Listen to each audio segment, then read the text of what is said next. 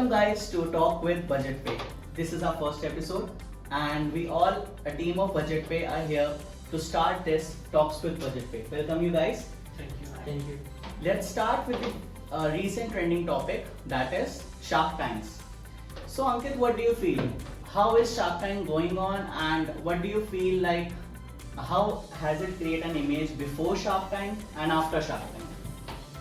जैसे किसी भी कोई भी एक्टिविटी हो तो दोनों इफेक्ट होते हैं and I feel shark tank के भी दोनों इफेक्ट हैं।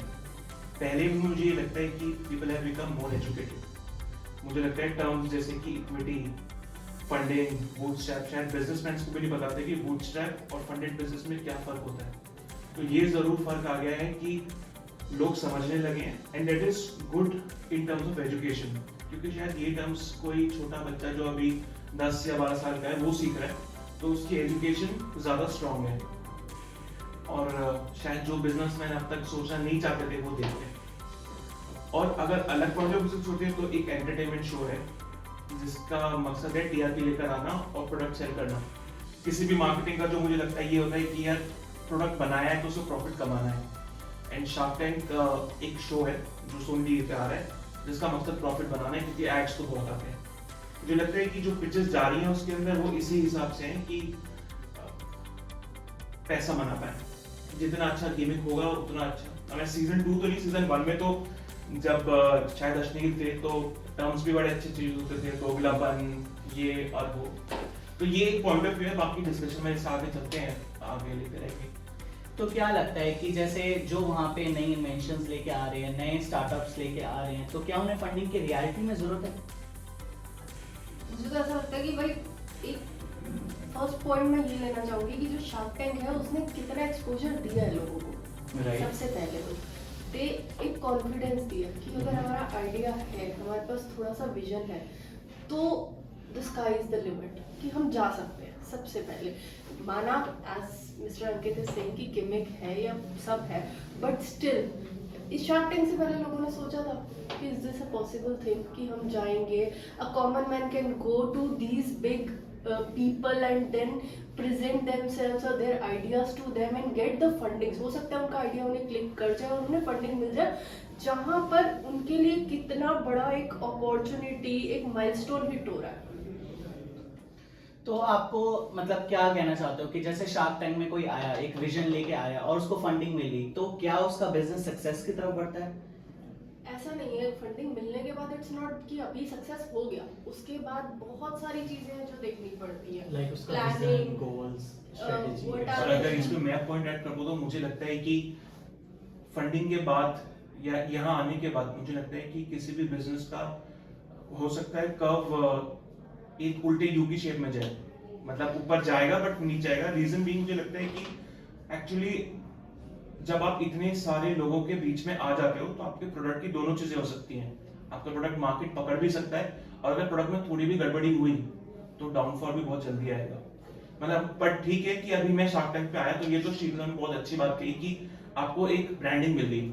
जो एड वाली बात है कि अगर मुझे सोनी टीवी पे ऐड करना था फॉर एन एग्जांपल कि कोई हमारा ही जिसका हम प्रोजेक्ट कर रहे हैं वही है, हमें उनको एडवाइस करना है, तो शायद इतना बजट वो कभी लगा ही ना पाए।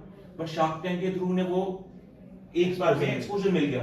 सोनी टीवी पे ऐड जिसमें 1 सेकंड के लिए शायद 10 सेकंड के लिए को 50 से 60 हजार रुपए देने पड़े एंड शार्क टैंक के through that is absolutely kind of free. But मुझे लगता है कि फ्री कुछ नहीं होता दुनिया में, कीमत हर किसी को चुकानी पड़ती है।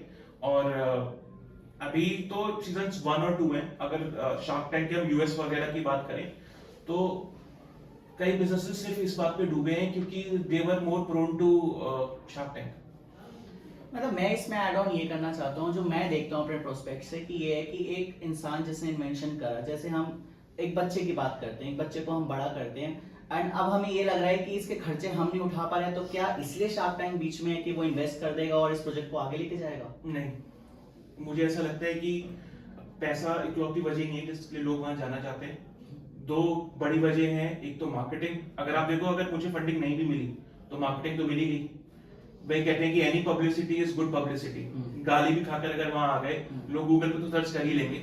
और मान लो कि करोड़ों लोगों ने हमारा शो देखा, उसमें से 5 लाख ने भी हमें कर दिया, तो कीवर्ड तो ट्रिगर हुआ करेक्ट इवेंट ट्रिगर हुआ और वैल्यू मिली थी आपको?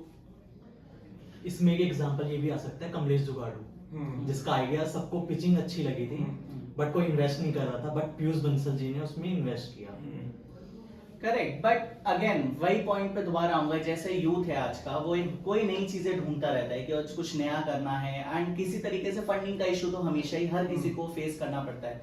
तो क्या ये कहना सही होगा कि अगर हम सीधी फंडिंग उठा ले और अपने आइडिया को पिच कर रहे हैं और हम सीधा इंडिया के अंदर उतर रहे हैं, ग्लोबली उतर रहे हैं, तो वो उस चीज को एक प्रॉफिटेबल बिजनेस पे लेके जाएगा, या फिर हमें हर इंसान को, बिजनेसमैन को, एंटरप्रेन्योर को पहले वो स्टेप्स लेने चाहिए, एक बच्चे को थोड़ा बड़ा करना चाहिए एंड फिर एक एक्सपोजर मिलना चाहिए। मुझे लगता है वो शार्क्स जो आप कंटिन्यू करना है मेरे बात, मुझे लगता है उनका नाम शार्क्स बड़ा सोच समझ के रखा गया है। उनका नाम जोकर नहीं रखा गया, शार्क्स रखा गया है क्योंकि दे नो कहाँ इन्वेस्ट करना है, कहाँ नहीं करना, और उन्हें पता है कि यार ये मेरे लिए प्रॉफिटेबल है, ये नहीं है। लाखों लोग आते हैं, फॉर्म्स भी इतने जाते हैं, आधे फॉर्म्स तो शायद इसलिए भरते हैं ताकि एंटरटेनमेंट भी हो जाए, यार शो है। और कई बिजनेसेस वाकई में ऐसे अच्छे होते हैं जिन्हें देखकर मन करता है। और जहां तक आपकी बच्चे वाली बात थी, मुझे लगता है कि अगर कभी कभार बच्चे की ख्वाहिश पूरी करने के लिए बाप को उधार लेना पड़े तो बाप लेता है, शायद बच्चे को नहीं बताता, but at the end of the day it's about babies good health. तो कई जो एंटरप्रेन्योर हैं जो फंडिंग ले रहे हैं, उन्हें ये लगता है शायद कि यार मेरा को ये बिजनेस को बहुत जल्दी पुशअप मिल सकता है अगर थोड़ा फंड्स और हो। हर बिजनेस बूटस्ट्रैप नहीं चल सकता, ये भी सच्चाई है। सर्विस सेक्टर की सच्चाई अलग है, मैन्युफैक्चरिंग की अलग है, और अगर आप 2-4 सेक्टर से नाम ऑडिट लो तो सबकी सच्चाई अलग है। सर्विस सेक्टर को शायद फंडिंग की जरूरत ना पड़े, बट किसी भी प्रोडक्ट जो बना रहे हैं उसे कहीं ना कहीं फंडिंग की जरूरत भी है, और ऐसे दिमाग की भी जरूरत है जो कुछ नई सोच ले पाए। किसी कंपनी में भी जब कोई नया एम्प्लॉय आता है उसका फ्रीडम दे दो तो 10 आइडिया नहीं बता देता है। अगर आप 6 महीने तक इसके बारे में सोचो तो चीज फर्क पड़ती है। और आप कुछ कह रहे थे?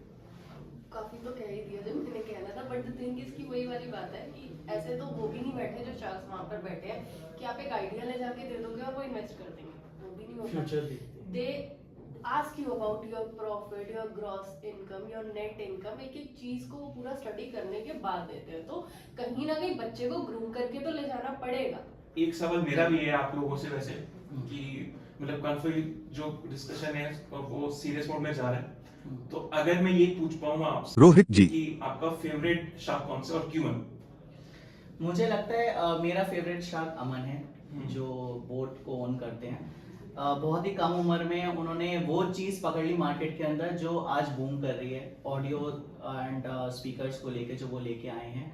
एंड मुझे ऐसा लगता है कहीं ना कहीं कि वो एक यंग एंटरप्रेन्योर है और कहीं ना कहीं मोटिवेशन देते हैं पूरे इंडिया में और ग्लोबली भी, जो हर किसी को उत्साहित करता है कि हमें कुछ नया करना चाहिए।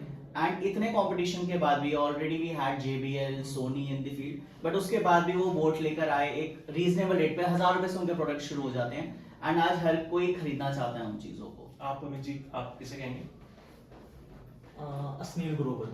अच्छा, ग्रेट, अच्छी चॉइस है, बहुत अलग चॉइस है जी। क्यों? एक्चुअली क्या है, वो कोई भी प्रोडक्ट होता है उसकी आगे तक की सोच रखते हैं कि ये प्रोडक्ट आज ऐसा है तो कल कैसा हो सकता है, और वो सिर्फ प्रॉफिटेबल में ही ऐसा बिलीव नहीं करते कि मुझे सिर्फ प्रॉफिट ही चाहिए, बिल्कुल ही। वो साइड माइंड से ही दिखाते हैं ये चीजें, बट उनका मेन मकसद ये होता है कि उस चीज से कितना इनोवेशन आएगा, किस तरीके से चीजें डेवलप होके आएंगी, किससे लोगों की हेल्प होगी, प्लस उनका बेनिफिट अलग रहेगा।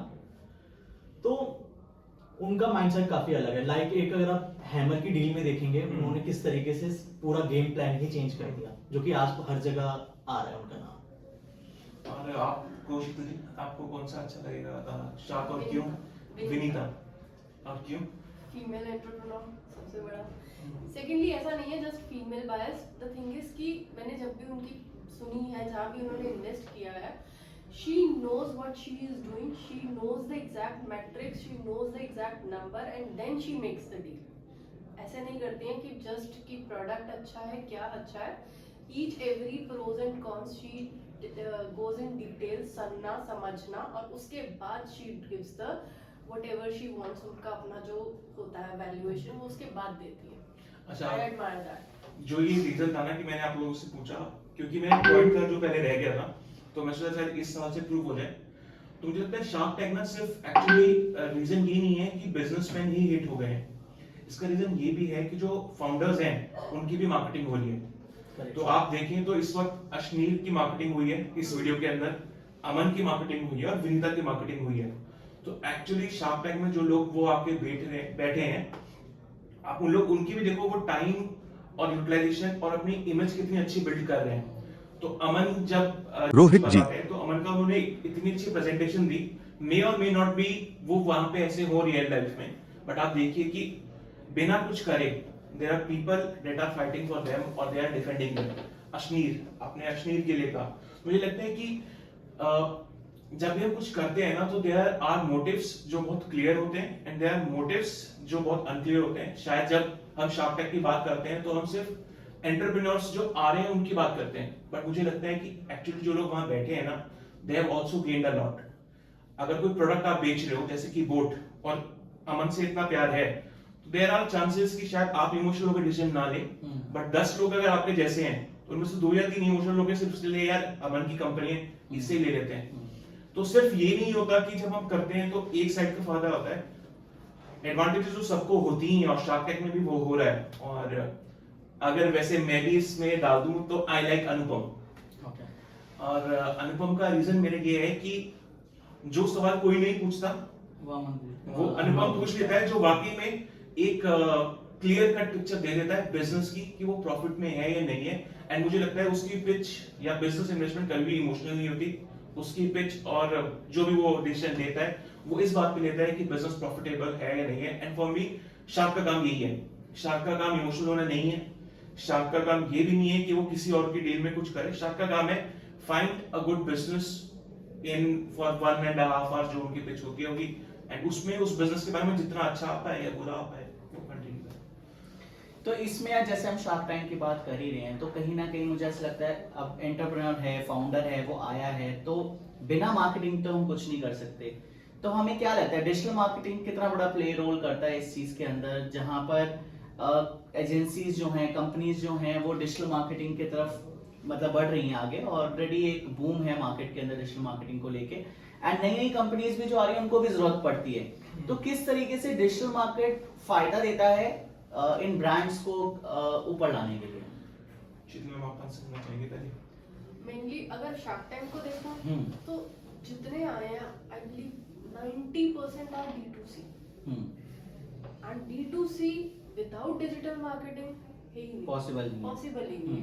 दे need to go into the feed, into the mobile, into their whatever they are scrolling online. तो वहां के लिए द डिजिटल मार्केटिंग एजेंसी कह लो या डिजिटल मार्केटिंग कह लो, दैट कम्स इन, वो उनको एक मीडियम प्रोवाइड कर रहे हैं to reach out to the customer. उनका प्रोडक्ट उनके कस्टमर तक पहुंचेगा, उसके बिना है ही नहीं। And entire thing is D2C। ज्यादातर बहुत कम है जो वहां जा रहे हैं डायरेक्ट B2C या उसमें जा रहे हैं, but totally they are on the concept of D2C only. आप क्या कहेंगे? मार्केटिंग के अंदर अब सबसे पहले है कि अब D2C प्रोडक्ट आता है, उस प्रोडक्ट को किस तरीके से रिफ्लेक्ट करना है आगे, ये देखा जाएगा। अब उसमें आइडियाज आते हैं, पूरा इनोवेशन आ रहा है, किस तरीके से चीजें हमें रिप्रेजेंट करनी है और किस वे में लेके जाने, पूरी स्ट्रेटेजी वो क्रिएट करके आगे रिप्रेजेंट करते हैं। और मुझे लगता है कि इसने तो एक्चुअली शार्क टैंक ने बहुत बेस क्लियर ये कर दिया है कि ये जरूरी है ही है, इसके बिना कुछ और होना पॉसिबल ही नहीं है। आप देखो अगर वहां पे जो एंटरप्रेन्योर खड़ा है उससे सवाल क्या पूछे जा रहे हैं, तो एक बड़ा मुझे आता है, शायद विनीता के साथ ही था कि ड्राई शुगर वाला, तो एक पिच करने के लिए आते हैं एंड वो बोलती है कि मैंने तो आपका नाम ही नहीं सुना, एंड उसका जवाब होता है dry sugar follows me on Instagram. आप ये देखो, ये चीज YouTube, Instagram पे इतनी ट्रेंड हुई कि उन कंपनी की सेल्स बढ़ गई। वो क्यों हो पाई? और क्या इतना आसान है ड्राई शुगर का हमें फॉलो कर लेना? It's month and years of practice. उस कंपनी ने इन्वेस्टमेंट हैवी करी है अपने इंस्टाग्राम पे। क्यों करी है? एंड इसी दिन के लिए करी थी कि when the time comes he has that answer. कभी बार मुझे लगता है लोग ना शॉर्ट टर्म विजन में लॉन्ग टर्म गोल भूल जाते हैं कि यार मैं पोस्ट क्यों कर रहा हूं। You are not doing it कि मैं आज ही आपका कुछ हो जाएगा। जैसे बेबी की बात अगर पकड़ लें, बच्चा पैदा होकर कमाना नहीं शुरू करता। It takes 18 long years for him to become an adult. And maybe अगर आप इंडिया में हो तो उसे 25 कर लेते हैं। यूएस शार्क टैंक यूएस से होता तो मैं कहता 18 में कमा लेगा, इंडिया है तो फिर मम्मी पापा के साथ रहना भी है, फिर सब कुछ अपने आप करना है। 25 साल लगते हैं यार एक प्रोडक्ट को आपके बड़े होकर आपको रिटर्न देने में। और उसमें भी पॉसिबल चीजें कि अगर नालायक निकल गया तो वो शायद रिटर्न भी ना दे। बट इसका मतलब ये नहीं है कि यू डिसोन हिम। या आप उसको नहीं करोगे। बट यही है, मार्केटिंग की सच्चाई भी यही है, डिजिटल वर्ड पॉइंट है, बट मुझे लगता है किसी भी मार्केटिंग प्रोडक्ट की, किसी भी तरीके की मार्केटिंग जरूरी होती है। डिजिटल इसलिए जरूरी है क्योंकि सब डिजिटल है। आज से पहले अगर आप 20 साल पहले चले जाओ, मार्केटिंग तब भी होती थी, लोग पर्चे बंटवाते थे कॉलेज के बाहर खड़े होके। ऐसा कभी नहीं हुआ दुनिया में कि बिना, अगर मैं अपना नाम ना बताऊं तो no one would know my name is Ankit. So maybe this is a marketing platform for me to tell everyone that my name is Ankit, his name Rohit ji, his name is Amit and her name is Sheetal. This is marketing कि आप अपने product के बारे में कितना बता पा रहे हो और उसके मीडियम ढूंढना और उसे अच्छे से बताना। और शार्क टैंक ने ये बात प्रूफ कर दी है क्योंकि उनके सवाल हो गए परफॉर्मेंस मार्केटिंग से रिलेटेड। आपके ऑर्डर्स कहां से आ रहे हैं? आप कभी भी देखो पिच के अंदर तो ये बोलते हैं कि अच्छा आप ऑर्डर्स आ रहे हैं तो ये बताओ ऑर्डर्स आ कहां से रहे हैं, एंड दे सी कि मेरी वेबसाइट से इतने ऑर्डर आ रहे हैं, तो वेबसाइट से ऑर्डर आ कैसे रहे हैं? Because he is somewhere down the running Google ads, Facebook ads या कुछ और वो कर रहे हैं। वो पूछते हैं कि आपके मार्केट प्लेस से कितने ऑर्डर आ रहे हैं, Amazon एंड फ्लिपकार्ट, तो वो बताता है इतने ऑर्डर्स आ रहे हैं। क्या वो ये बोलते हैं कि मैं रोड पे रेडी ला के बैठता हूं और मेरा प्रोडक्ट बिक जाता है? That is not possible. तो बहुत बेसिक सवाल है और लोगों को समझने की जरूरत है बिजनेस के अंदर। You need to invest time, money, not for today but for future, ताकि आपका बिजनेस खड़ा हो पाए। और अगर एग्जांपल से किसी को समझ में आ सकता है तो it takes 18 years in USA for a kid to start earning, and in India 25 years. आप 25 साल मत दो यार, आप किसी बिजनेस को मार्केटिंग में 2 या 3 साल भी दे दो, and I am 100% sure, B it budget पे और B it any other agency, it will work out. एक दो क्वेश्चंस और है मेरे आप तीनों के लिए। क्या आप लोगों ने इंडिया में आने से पहले शार्क टैंक का नाम सुना था? जब तक शार्क टैंक इंडिया नहीं आया था, did you people actually see shark tank कि शार्क टैंक ऑस्ट्रेलिया में भी है, यूएसए में भी है? नहीं। मुझे लगता है ये एक बेस मेजर प्रॉब्लम है इंडिया के अंदर मार्केटिंग जब हम बात करते हैं। We are always late when it comes to having our own solutions. Internet दुनिया में बहुत पहले आ गया था, we realise it very late. Internet boom जब आके यूएसए में खत्म हो गई थी, we realise it very late. Shark tank USA पुराना हो चुका, ऑस्ट्रेलिया पुराना हो चुका, and we are now contemplating sitting here कि शार्क टैंक में क्या क्या हो सकता है। मुझे लगता है कि ये चीज इंडिया के अंदर अगर लोग थोड़े से रिस्क टेक कर बने ना, तो with now being India being the world's largest populated country, बहुत कुछ हो सकता है। बट मुझे लगता है यहाँ पे नए आइडियाज की वैल्यू कम मिलती है। अगर शार्क टैंक से पहले क्या आप लोगों ने कोई ऐसा प्रोग्राम देखा था जिसमें बिजनेसेस की बात होती हो? नहीं यार, सच तो ऐसा कुछ भी नहीं हुआ। जी पे एक ऐसा शो आया था जिसके अंदर लोगों को फंडिंग मिलती थी and they needed to start their own business. जी का ओनर सुभाष चंद्रा ने ये शो करा था। बट अगेन मार्केटिंग का एक इंपॉर्टेंट पॉइंट, टाइम। आप किस टाइम पे क्या करते हो ना, वो बहुत जरूरी है। रात को 2 बजे लाइट जाने का कोई फायदा नहीं होगा इंडिया के अंदर, क्योंकि कोई नहीं देखेगा। जी के ओनर ने इससे पहले ओरिजिनल आइडिया लेकर आया where he was funding और एक लाइव एंटरटेनमेंट शो था, but no one was interested क्योंकि शायद उसकी मार्केटिंग अच्छी नहीं हुई। That is the reason you need a good marketing team. That is the reason you need good digital marketers, ताकि वो आपको सही वक्त बता पाए, सही टाइम बता पाए और सही यूटिलाइजेशन बता पाए। तीसरा सवाल, क्या आप लोगों को लगता है कि शार्क टैंक के अंदर कोई और YouTube पे ये आ रहा होता या फिर ये किसी Facebook चैनल पे आ रहा था तो इतना बड़ा हिट होता? If not for Sony TV backing this show, होता। अगर जैसे कि भाई मार्केटिंग की हम बात कर रहे हैं, तो आज भी हमने रील्स देखी हैं, यूट्यूब पे शॉर्ट्स देखे हैं, तभी जाके हम उसके एपिसोड एक्चुअली मैं इस पे आगे जाऊंगा। ये भी एक पॉइंट है जो हमें डिस्कस करना चाहिए था। शार्क टैंक की success is not only shark tank success, उसके पीछे के फैक्टर्स देखोगे तो there is influencer marketing involved as well. कितने इन्फ्लुएंसर्स हैं जिन्हें रील्स बना के शेयर करी हैं अपने YouTube पे, and it is how majority people see कि अच्छा शार्क टैंक में ये भी आ रखा है। आज के टाइम में there is no person who is sitting on a television 10 बजे और वो शार्क टैंक आधा घंटा देख रहा है एड्स के साथ। We don't have that time. आधी स्टडी तो हमें खाली बैठे बैठे रील से मिल जाती है या YouTube से मिल जाती है। एंड बिफोर में, क्योंकि मुझे लगता है टाइम कम है, तो इसे समझ करने के लिए जो मैं कहना चाहता हूं, मुझे लगता है प्लेटफॉर्म इज इंपॉर्टेंट। कि शार्क टैंक सोनी पे आए, that is a big plus. उस पे मार्केटिंग बजट इन्वॉल्व है, that is a big plus. Idea से बड़ी चीज होती है एग्जीक्यूशन और किस प्लेटफॉर्म पे है। मुझे लगता है कि जब बिजनेस स्टार्ट करें, एजेंसी से बात करते हैं या कुछ और करते हैं, तो आपको अपना प्लेटफॉर्म समझना भी जरूरी है। आप देखिए कि उन्होंने टीवी चूज करा, नॉट यूट्यूब। अगर वो यूट्यूब चूज करते तो मुझे नहीं लगता है would have been this big success, क्योंकि वो ऐसा शो है जिसके अंदर पूरी इंडिया कवर हो रही है।